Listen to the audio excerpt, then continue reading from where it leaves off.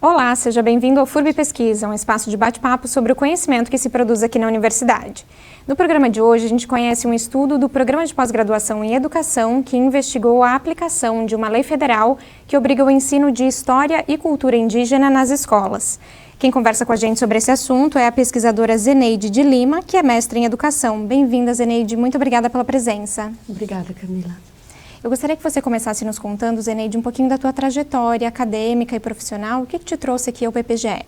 Sim, eu sou professora da educação básica, há 23 anos. Trabalhei com as crianças em sala de aula e também na gestão. Então, experiente na gestão já há 11 anos.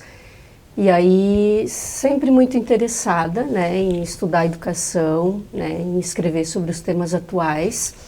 E eu sou egressa da FURB, fiz minha graduação aqui, então sou pedagoga, daqui da FURB.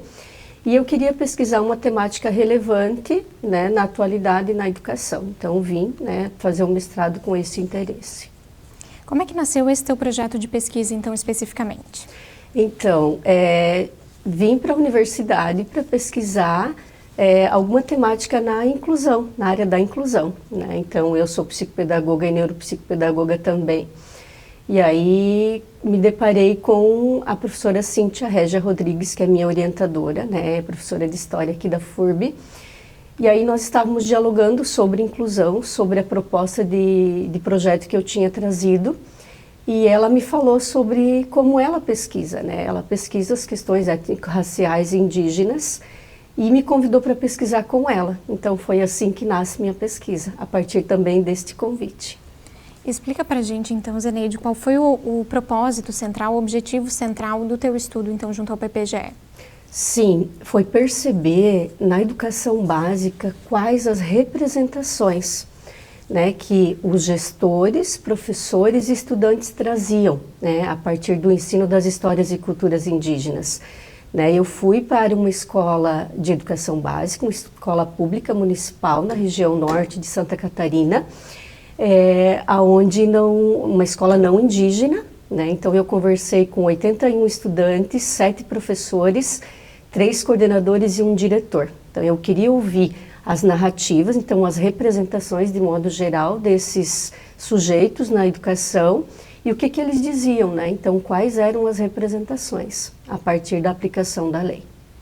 Na tua avaliação, a partir de tudo que você estudou e do que você vivencia também na prática, no dia a dia das escolas, existe uma lacuna de conhecimento sobre esse assunto no campo da educação?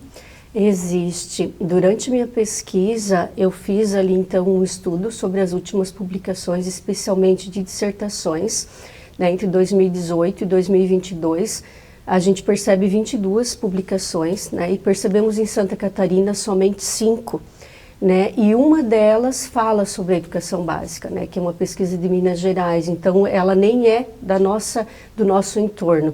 Então, assim, poucas pesquisas, poucos estudos, então que há necessidade de se aprofundar mais, de buscar mais, de trazer essa reflexão, essa temática tão importante para a atualidade. Eu mencionei na abertura que existe, então, essa lei federal, que obriga o ensino de História e Cultura Indígena nas escolas, Gostaria que você nos explicasse um pouquinho mais sobre essa legislação, o que ela estabelece e também por que é importante, por que ela é importante nesse nosso contexto. Sim, nós estamos falando de uma lei que ela nasce a partir da LDB, No artigo 26A da LDB, a gente tem a obrigatoriedade do ensino das histórias afro-brasileiras e africanas, E aí nós temos, em 2003, a Lei 10.639, que fala sobre o ensino das leis afro-brasileiras e africanas. Porém, esta lei, que é de 2003, não constava as histórias e culturas indígenas. Então, o movimento negro e o movimento indígena, eles fazem todo um processo de conversa, de diálogo, de manifestações, que a gente sabe que é muito vivo até hoje, esses movimentos. Então, nasce em 2008 a Lei 11.645 para trazer a importância também de falar sobre as histórias indígenas e culturas indígenas. Então, já se tem este diálogo na Lei 10.639, É importante lembrar que são duas leis diferentes. Então, a 11.000 ela não anula 10, né? Ela vem trazer a temática indígena, né? Desta obrigatoriedade também. Mas nós temos na LDB, nós temos a Lei 10.000 em 2013, nós temos em 2008 a Lei 11.000, e mesmo assim a gente percebe que este ensino continua sendo invisibilizado em muitos contextos na educação. O que te motivou, Zeneide, a estudar, então, a aplicação, né, e as percepções, né, dos estudantes e dos gestores sobre essa legislação ali nos anos iniciais do ensino fundamental? Sim, porque eu estou presente, né, na educação básica. Eu trabalhei no contexto desta escola que eu trouxe para minha pesquisa, né, então eu queria dialogar com estudantes, né, eu consegui fazer questionários com os estudantes, ter a opinião deles, a voz deles, a participação deles. Então, quis mesmo que os professores fossem ouvidos, porque eu penso que um caminho para que esta lei ela seja colocada em prática vai de encontro aos professores, né? Vai de encontro especialmente à formação continuada, né? E a formação inicial também, então graduação, pós-graduação, especialização também neste sentido. Então eu quis trazer este contexto até pelo vínculo que eu tive neste espaço e não queria ouvir só talvez o professor ou os documentos. Eu queria ter também os estudantes como protagonistas ali, né? Explica um pouquinho para a gente, então, como é que essa pesquisa ela foi realizada na prática, né? Você mencionou que conversou com estudantes, com professores, como é que isso se deu? Sim, eu usei como metodologia, então, questionários e entrevistas. Eu analisei a partir de Roger Chartier, que é um autor da história, então ela também mexe comigo neste sentido de não trazer só dados, de trazer análise de representações mesmo, que vão muito além das narrativas. Então, o que esses estudantes e estes gestores e professores percebiam, né? E eu fui a campo algumas vezes, eu gravei as narrativas deles, eu apresentei os questionários fisicamente, os estudantes escreveram, depois eu transcrevi todas, né, as entrevistas e questionários e fizemos a análise de todo este material e recortamos uma parte dele para a dissertação, porque a gente percebe que é muito, né, uma grande fonte de pesquisa, eu e minha orientadora. Então foram alguns encontros presenciais para gravações de entrevistas e realização de questionários, tanto com os gestores, professores, quanto com os estudantes. Nessas entrevistas e nesses questionários, quais aspectos eles foram contemplados ali? Sim, eu trouxe, eu perguntei o que eles sabiam sobre os povos indígenas, quem eram estes povos indígenas de modo geral, né? Eu perguntei sobre os povos indígenas em Santa Catarina, eu perguntei em que momento eles estudaram, né? Falando dos estudantes, em que momento eles lembram que eles estudaram sobre os povos indígenas, então aqui nós estamos falando de estudantes de 4º e 5º ano, né? Então eles já conseguem trazer um pouquinho essas memórias. Eu perguntei sobre em que momento eles percebem nas situações de aprendizagem, porque por mais que nós tenhamos olhado os documentos e os livros didáticos, nós não fizemos uma análise aprofundada, né? Então eu citei, né, ali sim, onde está contemplado o conteúdo, conforme a BNCC exige, mas a gente não fez análise. Então para eles eu não perguntei de maneira tão aprofundada.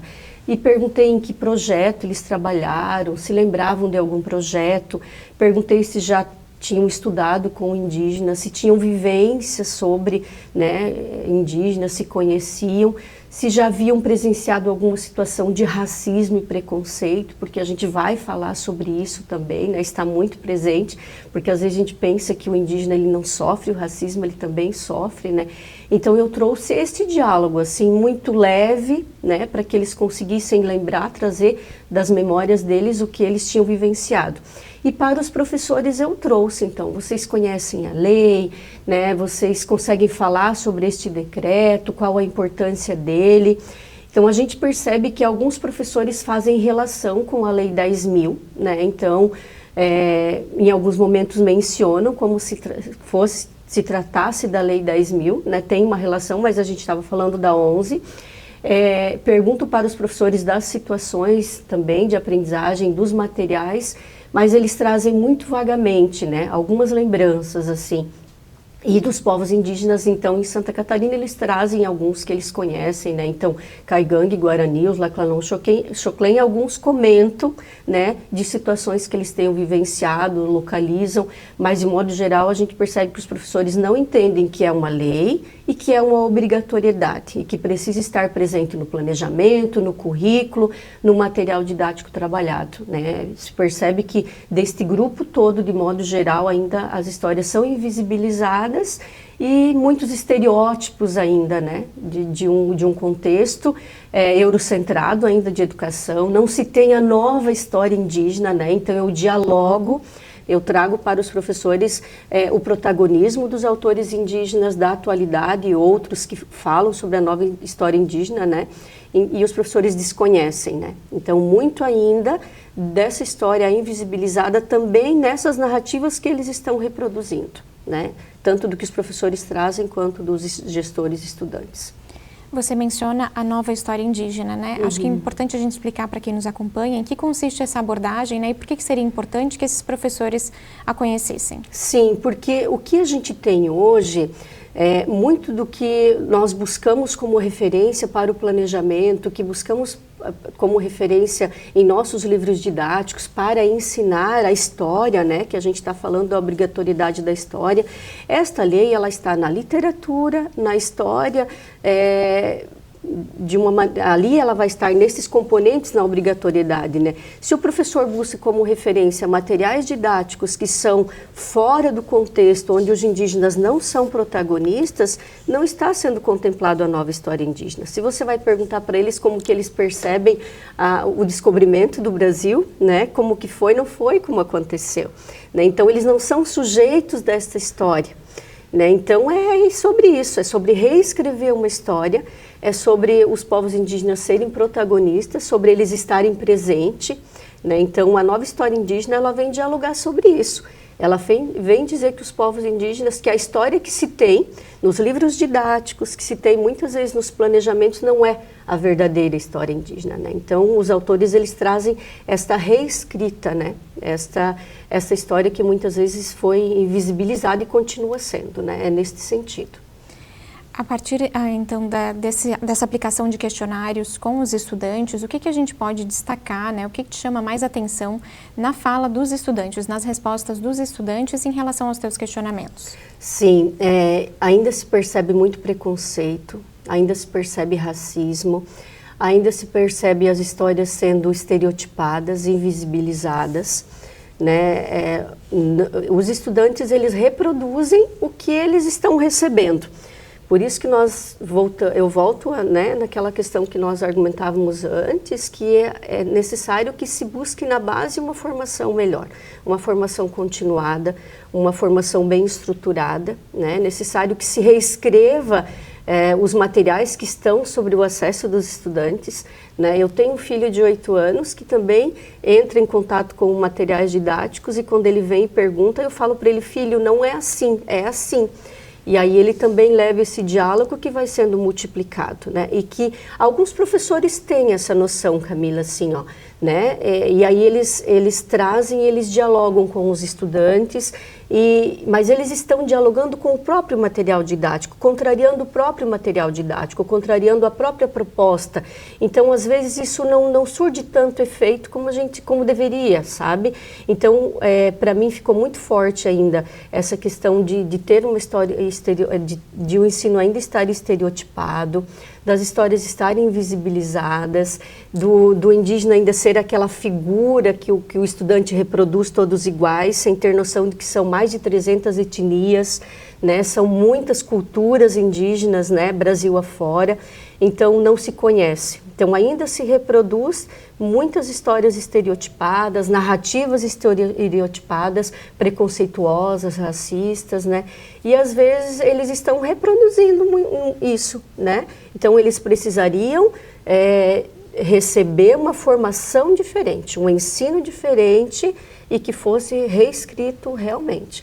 E que eu aprendi muito, né, também, porque a pesquisa me desestruturou em muitas questões, assim, ó, reconhecer que erramos, né? Eu fui na Amped apresentar meu trabalho e eu entrei em contato com a Rosani, que é uma indígena, né, muito atuante, e ela estava com um reitor num diálogo na Unicinos que que também é um jesuíta hoje. Então, esse diálogo é muito representativo na época que nós estamos. Então, assim, reconhecer que historicamente erramos, né, enquanto sociedade, e reescrever essa história. Né? Então, essa oportunidade que a gente tem. Né? Este diálogo com você vem também nessa intenção de ser mais uma oportunidade de trazer uma reescrita da história, né? Da gente escrever essa história diferente, para que os estudantes dialoguem diferente, suas famílias dialoguem diferente, né? Para que eles não continuem reproduzindo este ensino ainda tão equivocado, estereotipado e visibilizado em relação às histórias e culturas indígenas. Essas visões estereotipadas que então estavam presentes na fala dos estudantes, elas foram verificadas também na fala dos professores que você entrevistou? Sim, os professores ainda trazem, né? E muitas vezes eles não percebem que eles estão, né, reproduzindo também, porque eles também são sujeitos desta formação. Se a gente for na base hoje, nos nossos cursos de graduação, que vão trabalhar este ensino de história, que vão formar os professores historiadores ou nós pedagogos, todos que têm contato com esse ensino, eles vão trazer a nova história indígena, né? Aqui no mestrado, Camila, e na graduação, eu estive em contato com componentes, com disciplinas que me fizeram refletir, mas eu também estive em contato com disciplinas que ainda me deixavam, né, no mesmo espaço, sem oportunidade de ampliação do diálogo. Né? Então, sim, eles estão reproduzindo muitas vezes.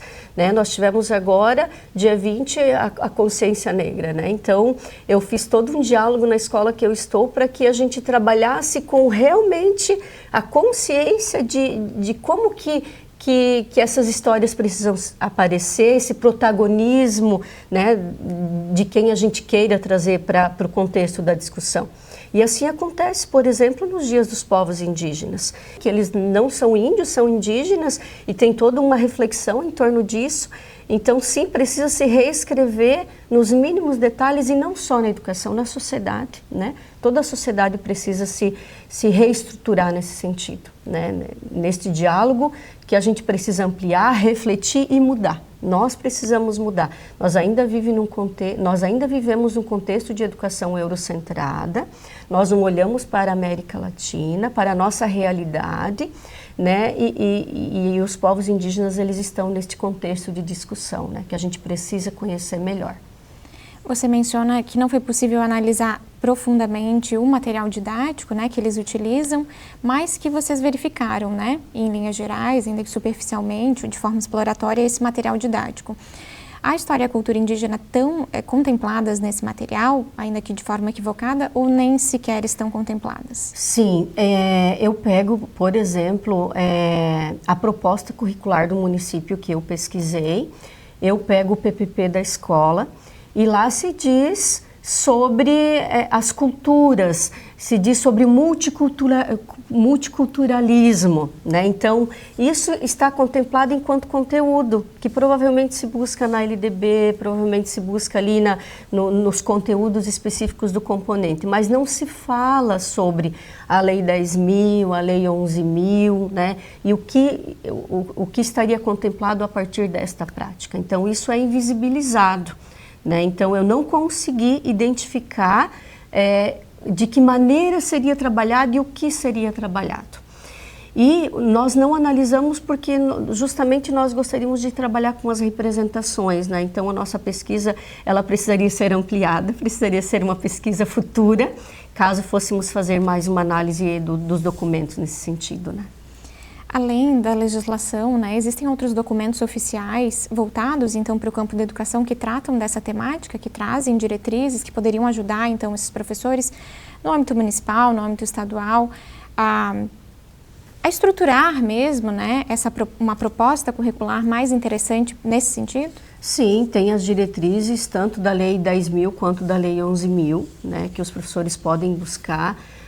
Quando se fala da lei, a lei ela traz especificamente como se trabalhar, quais componentes trabalhar. Então, os professores têm Na verdade, o que se diz quando você busca na educação, nas secretarias da educação, é que os professores tiveram formação, que eles tiveram contato com esses documentos, né? Mas quando a gente vai buscar na prática, muitos não tiveram acesso.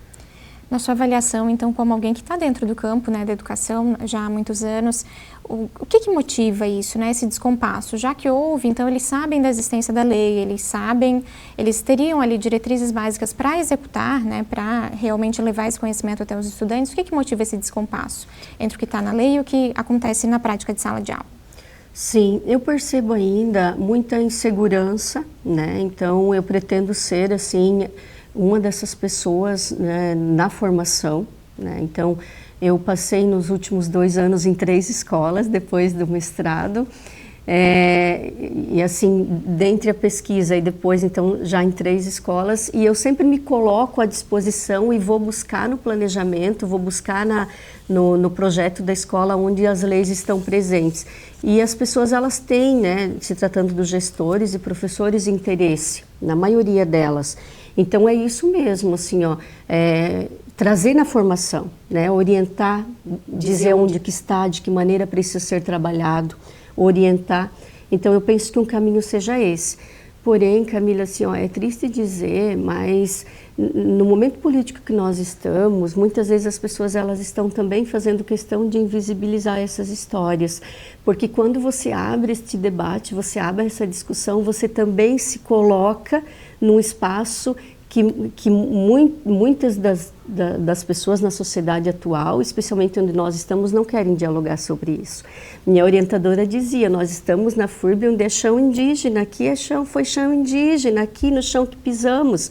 Né, eu fiz recentemente um diálogo com a Rosani, que eu citei, né, a Rosani Caigang, ela contactou conosco da Universidade do Rio Grande do Sul, e eu estava em Corupá, numa escola pública. Coloquei os estudantes de 9º ano com uma professora de História num debate com a Rosani. Foi um debate muito interessante. Ela trouxe este diálogo para os estudantes e ao final, a cidade, então, ela trouxe isso como uma coisa negativa. Então, eu sabia que quando houvesse essa discussão, haveria essa possibilidade. Então, quando a gente também fala sobre esta temática, né, se une a esses povos indígenas no ensino, na educação, no debate, a gente também está neste lugar que às vezes vai contrariar algumas opiniões políticas, e aí isso também gera um desconforto que às vezes vai para a sala de aula, que às vezes vai para o professor, e aí ele opta por não dialogar sobre isso, infelizmente. Quais foram, Zeneide, os principais desafios que você encontrou no processo de execução dessa pesquisa, né? A gente sabe que o processo de pesquisa, ele é trabalhoso, ele exige que o pesquisador muitas vezes se desconstrua, né, para depois se reconstruir. Quais foram os principais desafios que você encontrou? É isso mesmo, Camila. Eu ainda estou me desconstruindo, né? Eu me percebi sujeito, né? Então, assim, 23 anos de educação, professora da educação básica e gestora, que invisibilizei, né, essas histórias. Então, este foi o maior desafio, continua sendo, né, até no posicionar-se, no falar, no dialogar. Eu estive em alguns espaços apresentando minha pesquisa, né, eu fiz a pesquisa como bolsista CAPES, então honrei muito a bolsa, né, então nos espaços que eu estive dialogando sobre isso. E aí, quando eu fui para Ponta Grossa, eu participei de um diálogo sobre a Lei 10.639 durante 5 dias lá. Eu chorei no último dia, então foi realmente um desconstruir, né? Tanto a Lei 10.000 quanto a 11.000, elas me mobilizaram, eu não sou mais a mesma pessoa, né? E é este processo que eu continuo hoje. Então, o maior desafio, penso que foi esse. E eu sou pedagoga da educação básica e tendo uma orientadora da história, né? Então, assim, eu tive que transitar também neste contexto de estudo e que foi maravilhoso nesse sentido. Então, este processo ainda está acontecendo de me reconstruir também enquanto pesquisadora. Colocado todo esse cenário que você identifica, então, a partir desse estudo, o que se poderia fazer para tentar melhorar esse contexto? Então, para trazer as culturas, as histórias indígenas de forma mais adequada e mais justa no contexto escolar? Eu vejo que um caminho seria reestruturar o próprio planejamento mesmo, porque se a gente for olhar para o material didático, às vezes isso é muito amplo, né? Eu vejo que o MEC olha, né, isso é trazido ali, né, está presente, mas esmiuçar isso para o contexto de sala de aula na nossa realidade. E eu volto na formação, né? Então eu penso assim, eu olhar este material, perceber que ele está reestruturado ou não, né? Então, para o meu planejamento, para mais perto de mim, para o meu projeto pedagógico da instituição, né? Então eu penso que um caminho é a formação, né? A formação na graduação e depois a formação continuada, a especialização e ter este diálogo no contexto educacional. Então eu penso que os gestores, eles são peças-chave, né? Eu hoje em dia sou uma gestão também, então o diálogo que eu faço com o meu grupo para que eles tenham este olhar não só da obrigatoriedade, Camila, eu entendo assim, os autores indígenas quando eles trazem, porque quando tu obriga, você trabalha algo obrigatório, então muitas vezes não é que aquilo tem sentido para mim. Então sim, a obrigatoriedade infelizmente precisou acontecer e está aí para obrigar que se trabalhe, para que não invisibilize mais, mas que o professor perceba o sentido, o porquê é importante. Então eu tenho dialogado muito sobre isso, assim, você entende o porquê, como nasce essa história, você percebe que muitos indígenas foram mortos, que se cortava as orelhas deles e se levava para alguém que mandou matar, então algumas histórias invisibilizadas que os professores não têm assim a mínima noção, porque não estão escritas, para que eles entendam que isso hoje precisa ser, né, olhado de uma maneira diferente, para que os estudantes tenham este conhecimento. E a gente tem uma sociedade mais justa e democrática e antirracista, né? E a cultura indígena, ela traz uma cosmovisão que é muito rica para os estudantes explorarem, né? Sim, nós estamos aí recentemente com as discussões em torno da COP30, né? Então, assim, os estudantes olharem para toda esta cultura, olharem para a natureza, olharem para o meio ambiente, ampliarem este conhecimento que às vezes eles têm mínimo sobre os povos indígenas. Então, isso está muito alinhado com a natureza e com a sociedade, o meio ambiente de modo geral. Então, sim, vai ampliar o olhar deles para o mundo, para o universo, para a sociedade, para a natureza de modo geral, né? Para a gente finalizar, Zeneide, quais seriam os próximos passos, então, para ampliar o conhecimento sobre esse tema? Então, Camila, eu fiquei muito refletindo, né, nesses últimos tempos, assim, desde o início da minha pesquisa, eu quis estar em terra indígena, né, e a minha orientadora, ela foi dialogando muito comigo de que não é tão simples assim, né, a gente estar no contexto de uma terra indígena, de um território, de conhecer mais de perto, né? Então, eu tenho amadurecido as reflexões nesse sentido. Talvez os próximos estudos eles sejam para estar, né, em contexto indígena, em terra indígena, para dialogar com eles, né, e ter alguns escritos, talvez nesse sentido, e talvez futuramente no doutorado. Esta, eu acho que é a ideia futura. No programa de hoje, nós conversamos com a pesquisadora Zeneide de Lima, que é mestre em educação. Muito obrigada, Zeneide, pela tua presença hoje aqui. Eu também agradeço, para mim foi um privilégio. A gente agradece também a você pela sua companhia e te convida a acompanhar as próximas edições do FURB Pesquisa toda sexta-feira no canal da FURB no YouTube. O programa de hoje termina aqui. Até a próxima!